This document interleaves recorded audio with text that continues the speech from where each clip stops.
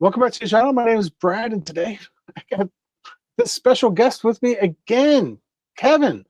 So Kevin also runs a fund named HCAL. Welcome back to the channel, Kevin. Thanks for having me. Really appreciate it. Talk to us about HCAL. What's the actual strategy of picking the actual stocks of HCAL? Yeah, so HCOW is the Cows Covered Call ETF. And so the way we select securities is through an index process of the same process that the COWS ETF uses. And what it does is it actually screens the largest 1,000 stocks on the US markets. And then it screens it down by one, dividend payers and growers, and two, it ranks them based off of their trailing free cash flow yield and their forward free cash flow yield. So it really focuses on a time honored tradition of dividend investing and tries to come up with the best names that can continue to pay their dividend, to continue to grow their dividend, to reinvest in their businesses, to do share buybacks, run the whole gambit. Because if you have a high future free cash flow, you can go out and continue to pay those dividends, but also grow your business. And so when you look at some of the names in the portfolios, we've seen that time and time again. They're buying back shares. They're doing M&A transactions to bolster their business. So that's really the crux of the investment strategy. It rebalances every single quarter. So if there's a name that runs up and their future free cash flow becomes really low because they've had share price appreciation, it rebalances out of the portfolio. So it's really a ranking system between trailing free cash flow, forward free cash flow, and then puts in companies that pays dividends and really overweights the dividend growers. As well as we limit sub-industry exposure to being no more than 24%. So what we're really trying to do here is provide a portfolio diversifier in the sense of the individual names, the weighting, as well as risk management on limiting industry exposure.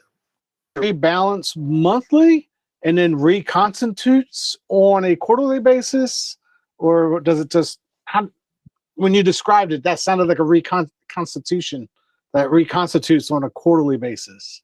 Yeah, so it actually reconstitutes on a quarterly basis. So the names are selected on a quarterly basis. But what the HCOW ETF does is writes monthly options on every single individual security. So what's going to happen is every quarter it will rebalance the names, but then every month it'll write individual options against every underlying security. So the nice aspect is actually generating options premium on the idiosyncratic risk of the each underlying security, because we can have some securities that have a high implied vol.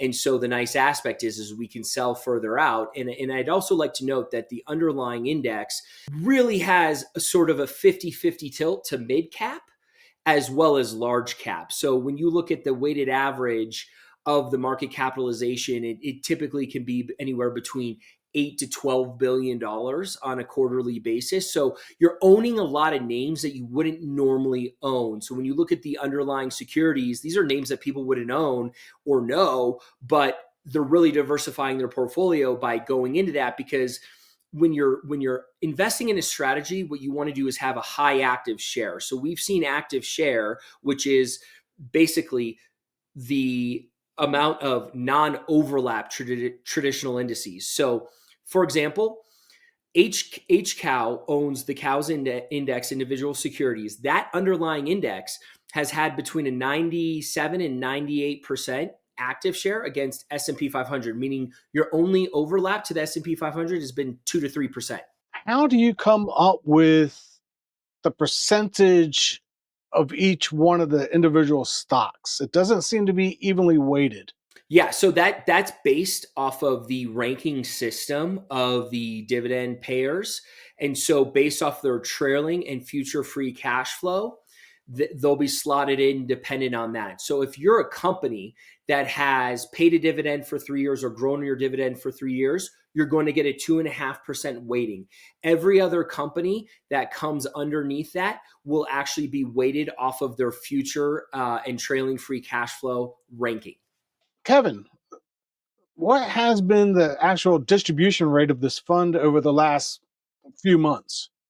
Yeah, so the nice aspect about this strategy is that it's trying to target a 12% annualized premium distribution to shareholders.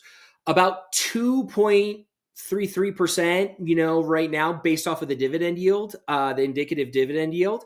And then the rest is through options premium that we're looking to pay out. So you've got two income streams, one from the dividend leaders, another from the options component. Now, the options component is really focused on trying to write on at least 80% of the portfolio with at least 3 to 5% out of the money. Now, if an individual stock has a high implied volatility, we can sell further out, right? So we could even sell 10%, 15% out of the money to still try to collect that 0.8 to 1% options premium on a monthly basis.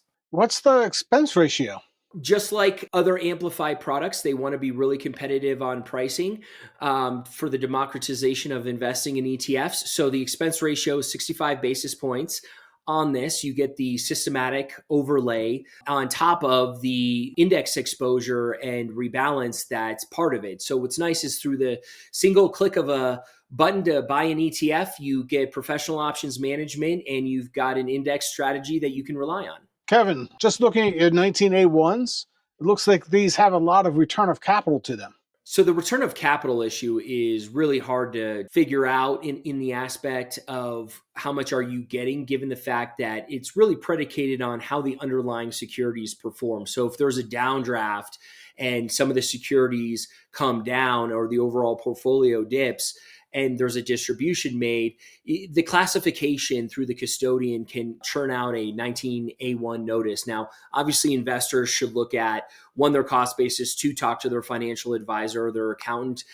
So return of capital is really hard to sort of talk about and get a firm grasp on, especially when there is a pullback. So sometimes there's classifications in that regard, and it's always best to talk to your individual, providers in regard to taxes and in regards to investing. So I think, return of capital is something that everybody should keep an eye on. I think it's also something that has to do with the underlying securities. So when volatility picks up and things are pulled back, sometimes you get a return of capital classification. And I also see some qualified dividends in there. Yeah. So one of the things that we always try doing is picking some of the best names that distribute income as a company. Now, when you try to select securities, there's various different forms of income that can come from them. So it's just predicated on the names that are selected in based off of their dividend payments, their trailing and future free cash flow.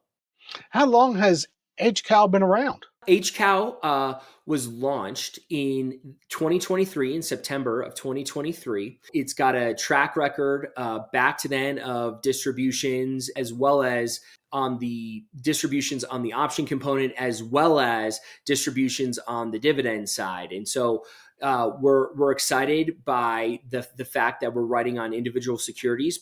Previously, we just used to write on the overall market, the S&P 500, as the option component. We transitioned over recently to writing on the individual securities so we could generate a higher income. So that there was a change to the strategy to go to writing to individual stocks compared to an index. That's correct. That's correct. So previously, a few months back, and from inception, it used to use index options to remove market risk and premium to generate higher income. Then we transitioned over, moving to selling on the individual securities to generate higher income. Is that due to implied volatility being higher on individual stocks than an actual index? Yeah. So one of the best aspects of writing on individual securities is you tend to generate higher income, but it is more intensive on an options basis for portfolio management. So one of the things that we do is we're constantly monitoring each individual security and their option component. So for example, options are very high priced during earnings season. Well, we're in earnings season, so you can generate more income off of that, as well as you can calculate the implied move. So we can sell call options outside of that implied move. So the nice aspect now is there is a more hands-on active approach to the individual option writing component, which we hope over the long term generates a lot more income and alpha for the strategy. Any other questions on HCAL? I think one of the nice aspects about HCOW is that we are really a differentiated covered call strategy versus everything else that is out there, of the other monthly programs that are out there that typically you've already have exposure to, whether it's the QQQs or SPY or whatever it is. And so the nice aspect is we're giving you differentiated names and differentiated exposure and trying to generate a high income off of that. And these are off of companies that we think, given their factors and their dividend paying ability, that really help differentiate portfolios. So we don't think there is anything else out there like it. And you said about half of these are more or less mid cap compared to large cap, correct? The strategy is also differentiated by its investment exposure, and that is actually its ability to own out of the Russell 1000 kind of universe. It's the Syntex 1000 that we're using. And so because we're screening for 1000 names and trying to pick the best, we tend to get about half mid-cap exposure, mid-cap value, if you think about it.